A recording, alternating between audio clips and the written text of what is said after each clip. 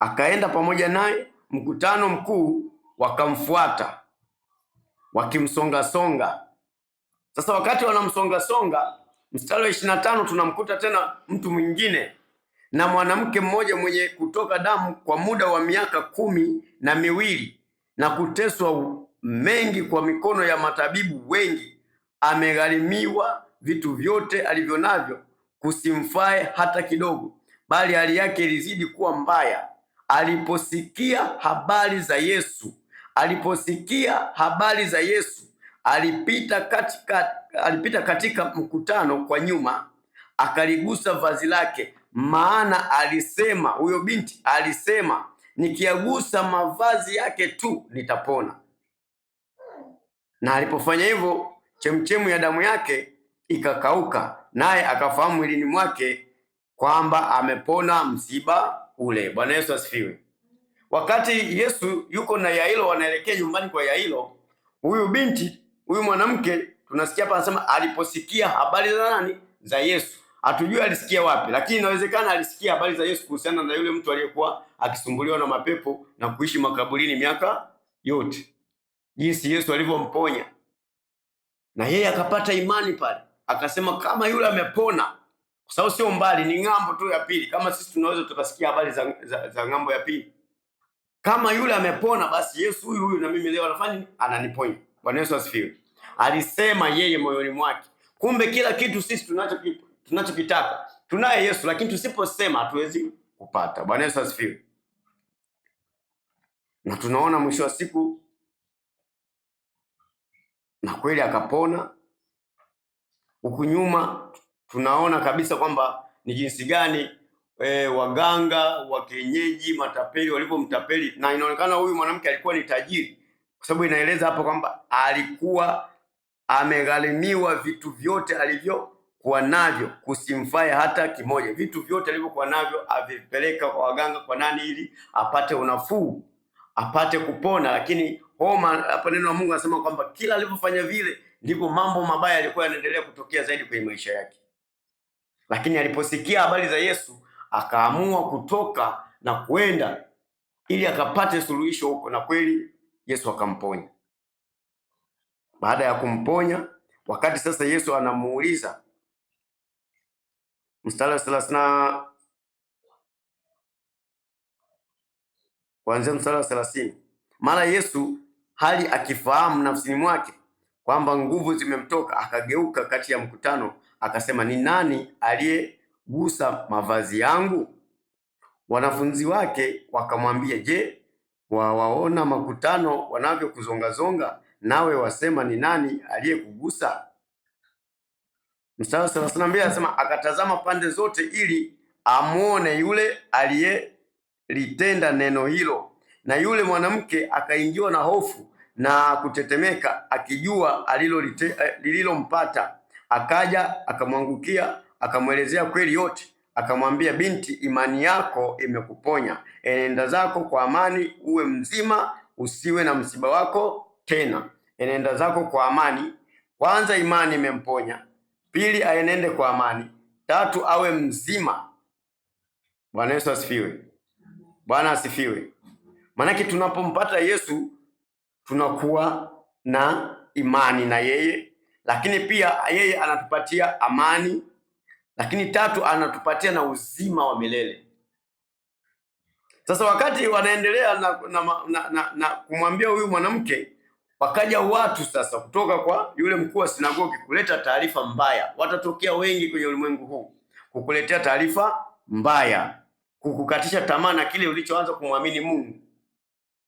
Anasema hata mstari wa 35, hata alipokuwa katika kunena, wakaja watu kutoka kwa yule mkuu wa sinagogi wakisema, binti yako amekwisha kufa, kwani kuzidi kumsumbua mwalimu?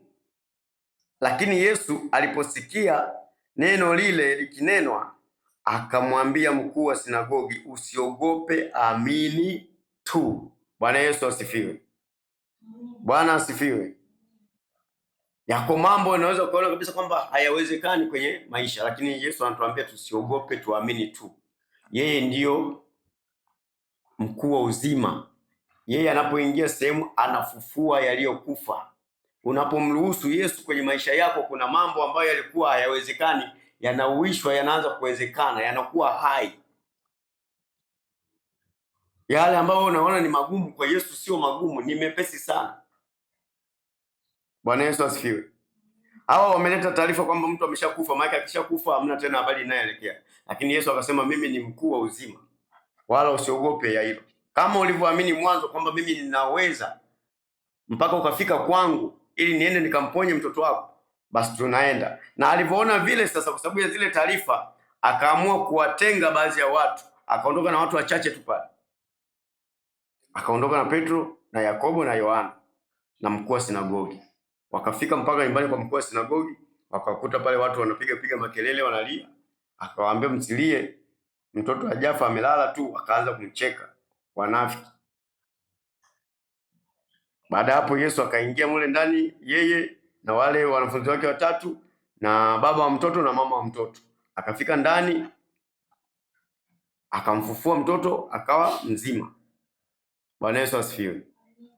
Kwa hiyo tunapokuwa na Yesu hakuna mambo yanaweza yakafa. Na sasa hivi tumepewa jina la Yesu. Amesema kwa jina langu. Yeye wakati anaondoka kuelekea mbinguni kwenda kutuandalia makao, na anasema atarudi kuja kutuchukua ili alipo yeye na sisi tuwepo mahali hapo. Lakini ametuachia kazi katika ulimwengu kwamba msikae hivi hivi, pelekeni injili kwa kila kiumbe. Aaminie na kubatizwa ataokoka, ili nilipo mimi na yeye awepo. Asiamini amekwisha kuhukumiwa. Kwa hiyo wasiompokea Yesu kwa Bwana na Mwokozi wa maisha yao, tayari hukumu iko inawasubiri. Lakini sisi alituachia sema pelekeni injili kwa kila kiumbe. Kazi yetu sisi ni kupeleka tu injili. Yaani wewe peleka tu. Kuhusiana na kuokoa ni Mungu mwenyewe, ana watu wake, atanyosha mkono wake, atawaokoa. Wataingia kwenye kundi la watoto wa Mungu. Bwana Yesu asifiwe. Bwana asifiwe. Kwa hiyo kuna mambo ambayo unaweza kuona kabisa haya hayawezekani. Ni akili yako hiyo inakudanganya na kazi ya shetani inakudanganya. Yote yanawezekana kwake aamini. Hakuna chochote kinachoshindikana mbele ya nani? Ya Yesu. Tunaye Yesu kwenye maisha yetu. Yeye ndiye anayefanya mambo yote yawezekane. Kwa hiyo kikubwa zaidi ni kumkumbatia yeye na kuendelea kushikamana naye. Mruhusu yeye, mshirikishe yeye kwenye kila jambo unalotaka kufanya. Wewe mshirikishe tu. Hata kama ni jambo dogo, wewe mshirikishe tu. Yesu, sasa hivi mimi nataka nifanye kitu fulani, unanishauri vipi? Roho Mtakatifu aliyokuwa ndani yako atakushauri. Bwana Yesu asifiwe. Kwa sababu Roho Mtakatifu anasubiria mtu atamke Yesu ili yeye apate nafasi ya kumsaidia huyo mtu. Kwa hiyo tunaye Yesu kwenye maisha yetu. Hatupaswi kuogopa. Tumeona hapa watu watatu hao wakisaidiwa na huyu Yesu ambaye sisi tuko naye. Leo hii ni zamu yangu mimi na zamu yako wewe. Tunaenda mbele zake na tunaweza tukamwambia lolote na yeye atatufanyia. Ameshasema kwenye neno lake, ninyi mkikaa ndani yangu na maneno yangu yakikaa ndani yenu, ombeni lolote mtakalo nanyi mtafanya nini? Mtatendewa. Lakini pia ametuambia kwamba pasipo yeye sisi hatuwezi kufanya neno lolote. Manake ili jambo lolote tuweze kulifanya na lifanikiwe, ni lazima yeye awepo. Yeye tumshirikishe. Amesema hapa mstari wa 4 Yohana sura ya 15. Kaeni ndani yangu nami ndani yenu, kama vile tawi lisivyoweza kuzaa peke yake lisipokaa ndani ya mzabibu, kadhalika ninyi msipokaa ndani yangu. Mimi ni mzabibu, ninyi ni matawi. Akae ndani yangu nami ndani yake, huyo uzaa sana, maana pasipo mimi ninyi hamuwezi kufanya neno lolote. Kumbe maisha yetu sisi sasa hatuwezi kufanya jambo lolote likafanikiwa kama hakitokuwa na Yesu. Mungu awabariki sana. Tuombe. Baba yetu na Mungu wetu wa mbinguni, Baba mtakatifu, tunakushukuru kwa ajili ya neno lako. Tunaamini Bwana, neno hili umeleta kwa makusudi maalum ili watoto wako tuweze kuona thamani ya kuwa na huyu Yesu ambaye ametuokoa. Asante Bwana, nasi tutaendelea kumtumia katika mambo yote. Tutaendelea kukaa na yeye, yale yote ambaye anatuagiza tutayafanya, Bwana, katika jina la Yesu Kristo. Na Mungu, nataka tuyafanye ili tuweze kupata faida sisi. Kwa mamlaka ya jina la Yesu Kristo Bwana, ninakushukuru na ninambariki kila mmoja aliyopo mahali hapa, aliyesikia neno hili na anayekwenda kulitendea kazi. Katika jina la Yesu Kristo Baba nimeomba kukushukuru. Amen. Amen. Mungu awabariki sana.